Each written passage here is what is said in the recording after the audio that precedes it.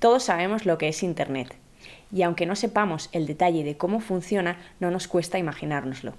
En este vídeo, antes de meternos en las tripas de blockchain, vamos a visualizar lo que es Internet y repasar algunos conceptos clave que creo que os ayudarán a entender por qué llaman a blockchain el Internet del futuro.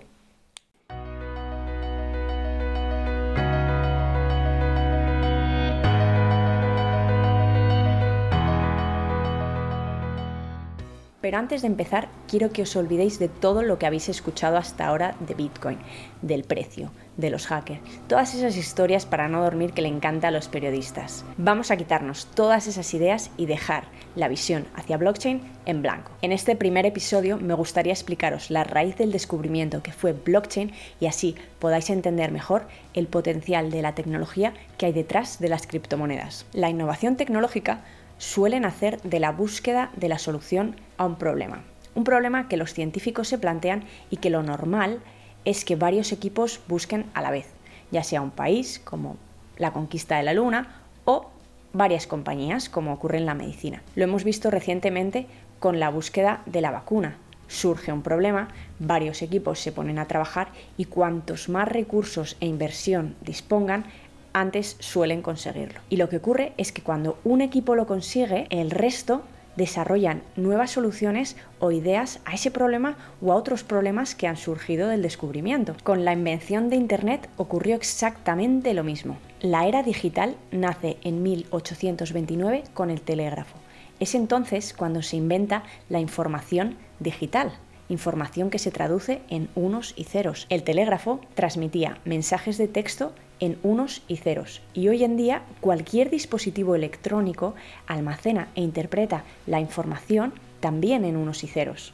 Cualquier mensaje, cualquier fotografía, cualquier vídeo, cualquier videollamada, todos son unos y ceros que ya en el telégrafo en 1800 se utilizaba. Fue más tarde, con la invención de los ordenadores, que surgieron los programas. Los programas en los ordenadores, las apps en los móviles y todo esto no son más que reglas e instrucciones que les damos a los dispositivos para que aprendan a leer esos unos y ceros, a transmitirlos, a interpretarlos y sobre todo a enseñárnoslo a nosotros, que no sabemos leer esos unos y ceros, o por lo menos la mayoría no sabemos.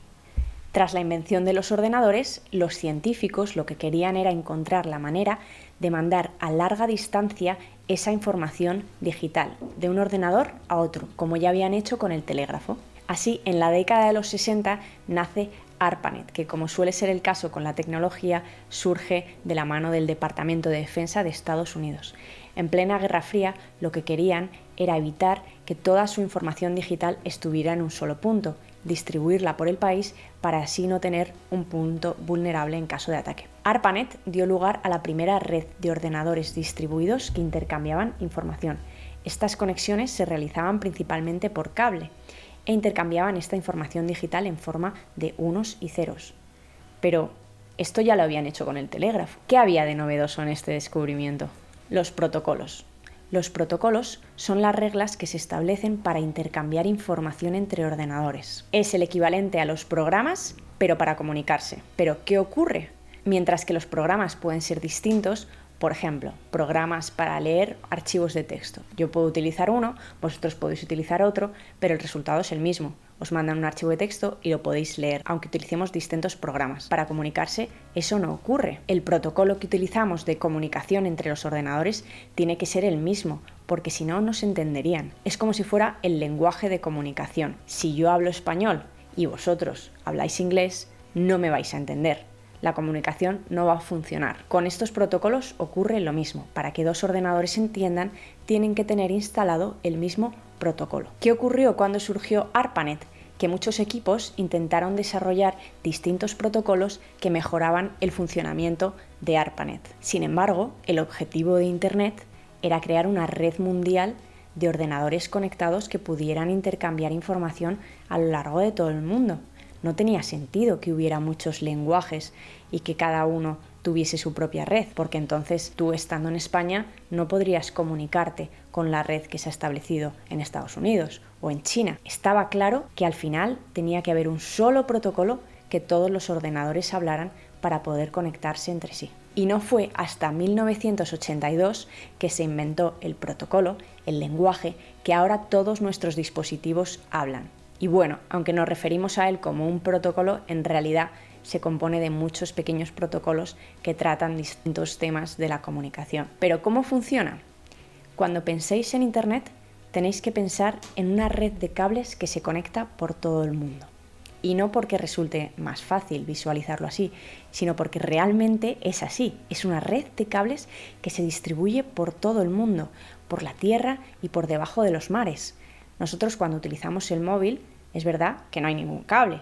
Este móvil se conecta a una antena, pero esa antena lo más probable es que esté conectada a esta red de cables mundiales. Para que os hagáis una idea, este mapa muestra solo las conexiones que se realizan por el agua, conectando continente entre continente.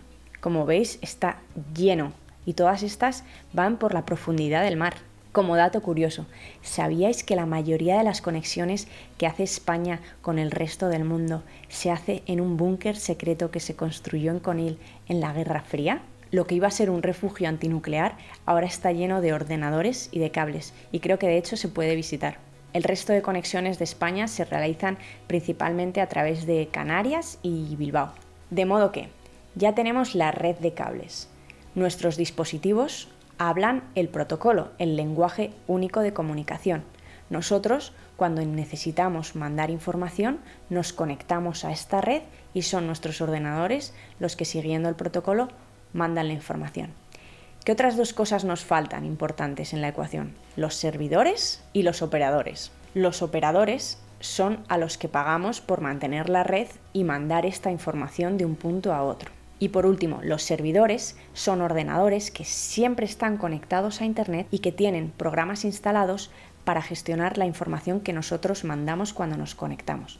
Por ejemplo, cuando mandamos un email, hay un ordenador en un servidor que interpreta esas instrucciones y hace que el email llegue hasta la persona a la que se la mandamos. Lo mismo cuando consultamos un vídeo en YouTube.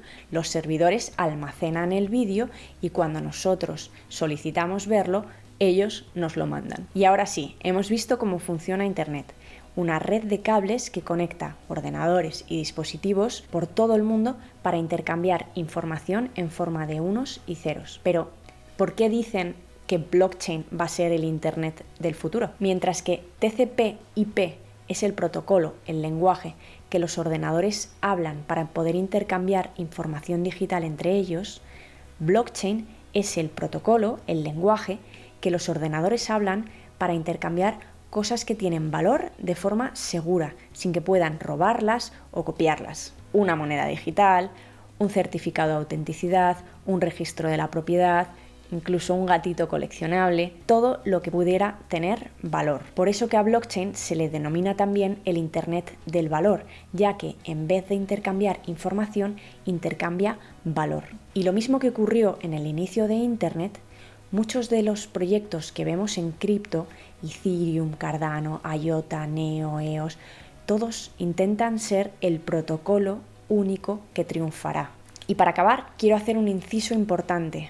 Voy a parecer el abuelo cebolleta, pero merece la pena volver a recalcarlo. En 1998, 16 años después de la invención del protocolo que ahora utilizamos, solo había 100 millones de ordenadores que se conectaban a Internet en todo el mundo. Habían pasado más de 35 años desde que se había inventado Internet y había mucha gente que aún no sabía ni lo que era. Si hablamos de las criptomonedas, de blockchain, es como si estuviéramos en 1998. Se calcula que hay unos 130 millones de usuarios de Bitcoin, de los cuales de media 400.000 están activos diariamente. 400.000.